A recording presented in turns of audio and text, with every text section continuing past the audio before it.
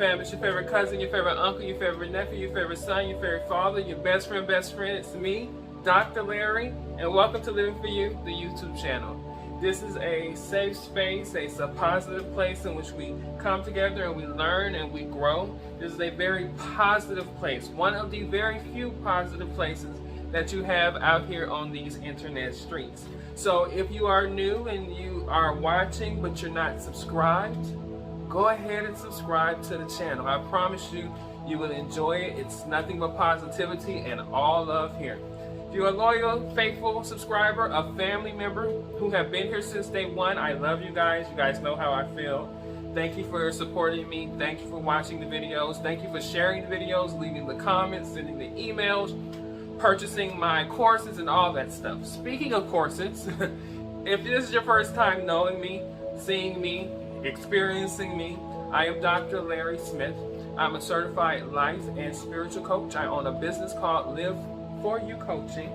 You can find out more about that and me at www.liveforyoucoaching.com. That is www.liveforyoucoaching.com. And if you want to follow me on social media, because I talk about everything from politics to popular culture, entertainment, music, history, pro-black, love, bringing everybody together, a lot of stuff you will find on my social media.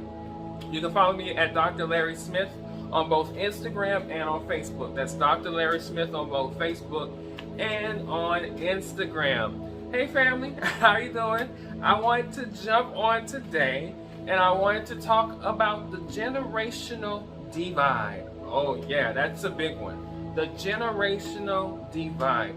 I hear so many conversations all the time, and I've heard these conversations all my life, how each generation think that their respective generation is the best generation, right? They have it so much better, they know more, or they knew more, or they had this together, and the other generation doesn't, and the other generation says, but we have this and y'all don't.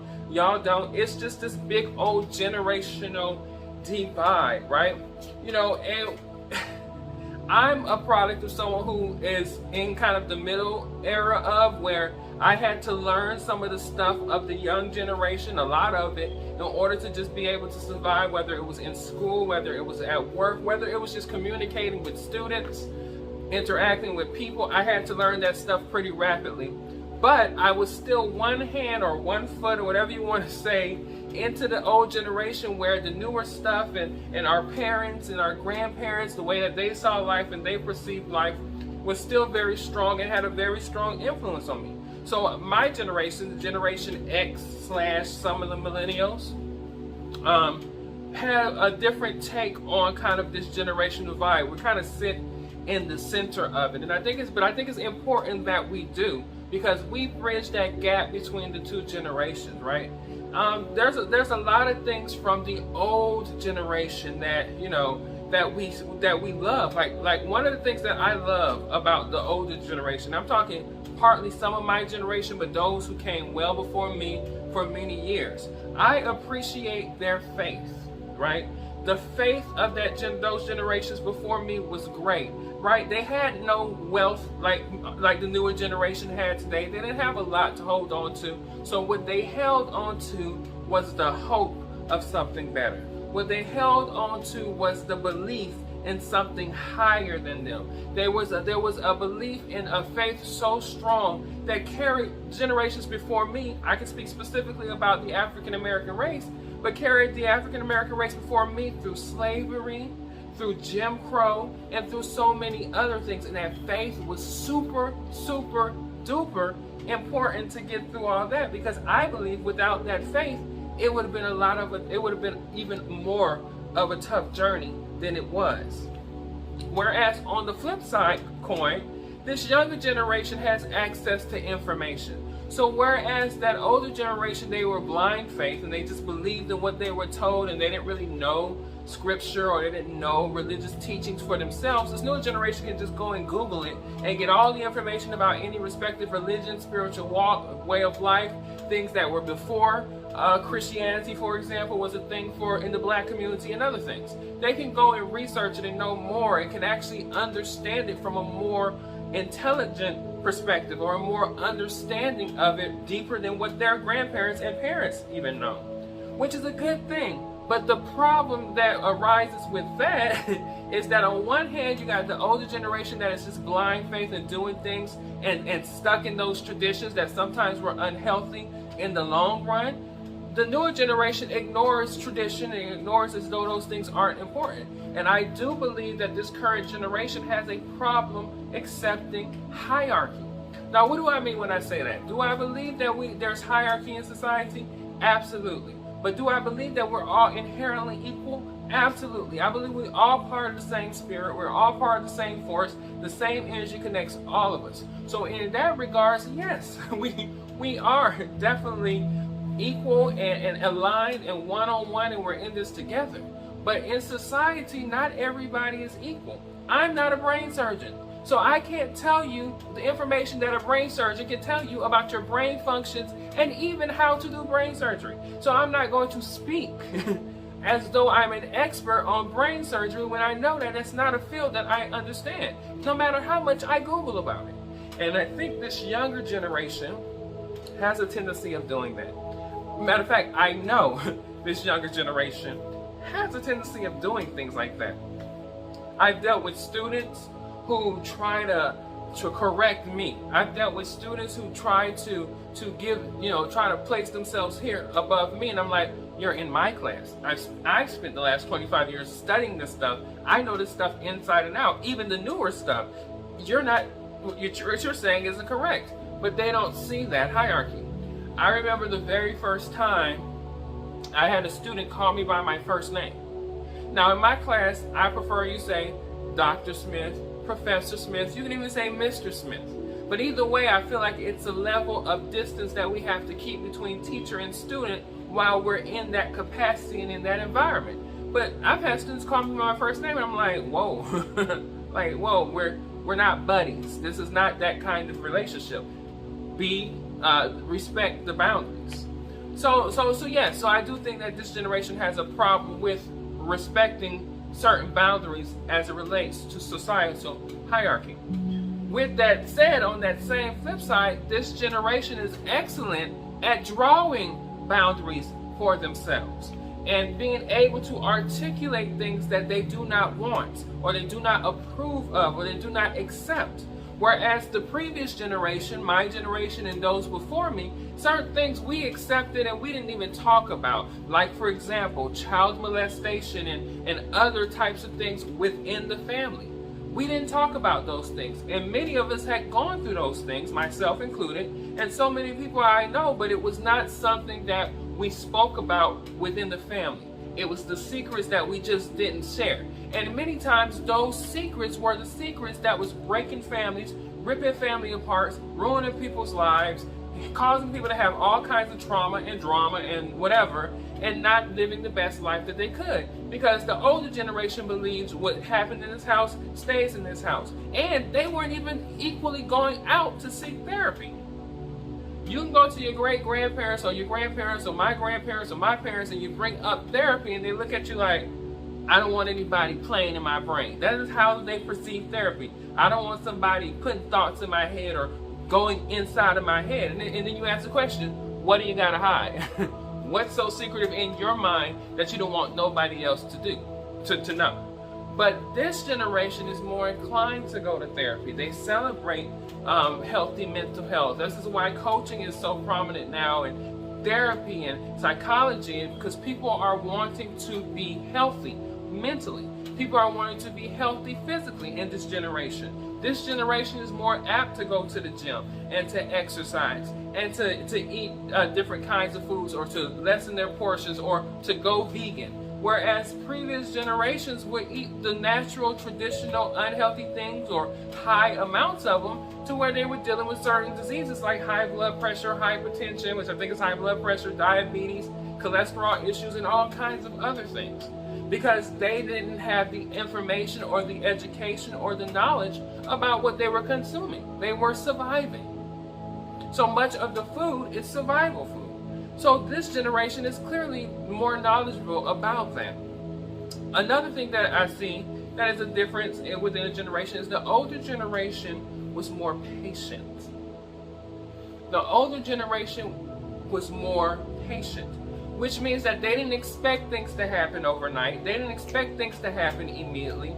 They were willing to do the work, to build up what they needed to build up, to get to where they needed to get to, even if it took years. This newer generation is all about immediate fulfillment. Immediate fulfillment. They're all about having what they want now. It's very fast food, microwavable society. I want success now. I have students that I keep up with, people that I talk to, younger people who are in their early 20s, their mid 20s, haven't even reached 30 yet, and they're talking about, oh my God, I'm so late, I'm not doing what I'm supposed to do, I need to be doing X, Y, and Z by now, and this, and this, and they badger themselves into a depression or into some kind of odd feelings because they feel like they're behind the time. So I'm like, you're not even 30 yet. Live life first. Enjoy life first. There'll be other opportunities for you to slow down and to start building the life that you want to have as an adult. But right now, you don't have to rush it. Enjoy your youth, because you can't get it back. No matter how many plastic surgeries, exercises, different ways of life you change your way up, you're still not going to get your youth back. When you're 50, you're 50, right? When you're 40, you're 40.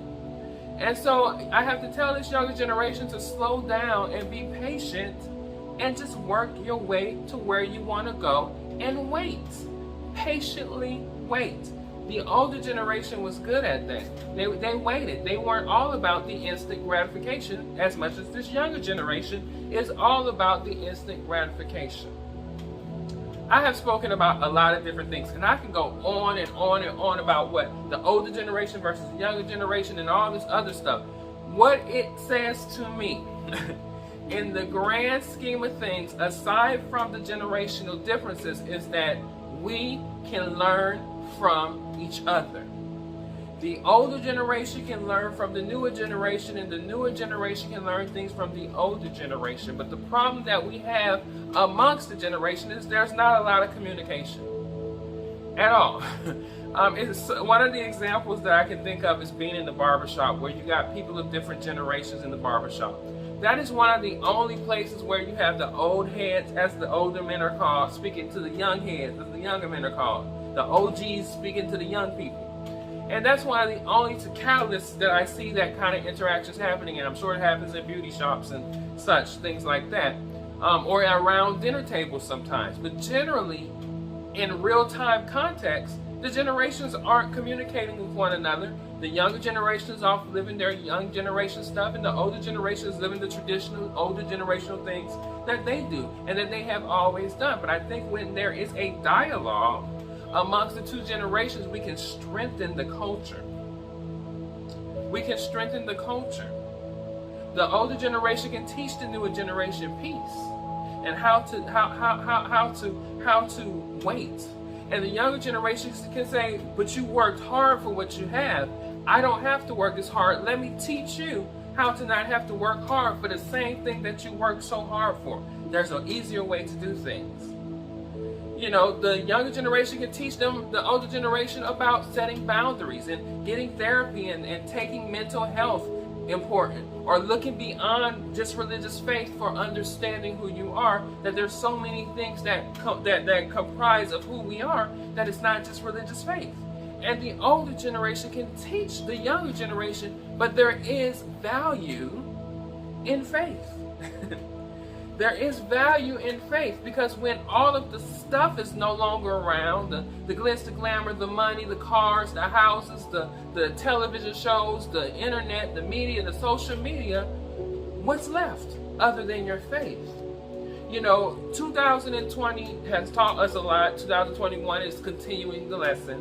And one of the lessons I got with the pandemic that we had was that people don't live forever. I've always known that, but for most of us, we saw this in real time. And we've also saw in real time that there are certain issues in society that the older generation just wasn't addressing anymore, and there are things that need to be addressed. 2020 taught us to address things that need to be addressed, but it also taught us to value our time, to value the time that we have, because you're not guaranteed. And so what we do is we love on one another. What we do is we show appreciation to one another and acceptance for one another. And we value that. And so this is something that we all can share across the generational lines. The generational lines. We can learn from one another. We can question and teach one another. We can grow with one another. We have to communicate. The younger generation needs the older generation, and the older generation has to rely at some point on the younger generation. And so we have to figure out how to find a happy medium and bring us all together and cut out this generational divide, because it doesn't solve the problem. In fact, it creates other problems that we don't need to have as a community, as a country, as a world. So, are there generational differences? Absolutely. But can we learn from one another? Absolutely. Both generations, every generation new comes with something new to be learned, but every older generation has something older to value, to pass along. And I am thankful that I am the embodiment of both generations. The newer generation embracing the new, embracing change, embracing our differences, embracing our boundaries, embracing our health. And I'm holding on to the older generation, embracing our faith, embracing our truth, embracing our values, our sustainability, our traditions. Because I realize that a house is nothing without a foundation. But it's even less of a house if it doesn't have a roof. You need both the roof and the foundation. The older generation is that foundation, but that newer generation is that roof that is going to protect and sustain and keep this house going. So we can learn from one another, cut out this generational stuff. We're growing. We're all human on this walk of life. Whether you've been walking this life for years or whether you're newly walking this life, we walk in the same path so we can help each other grow and understand the path as we walk. That's it. That's all. I had to get here and talk about that. I love you guys. You know I love you with the highest love that I can give out there. Continue to enjoy the videos, like the videos, share the videos, subscribe to the channel if you're not subscribed. Go back and watch old videos. Go to www.liveforyoucoaching.com and go see some of the stuff out there. Sign up for classes, get a coaching session. There's a lot of things that you can do. So go out there and do those things. Support me because I'm here to support you. And hopefully we can make it a better world and just be present and love life like I love you. Anyway, as I always say, once again, I love you. I will see you all in the next video.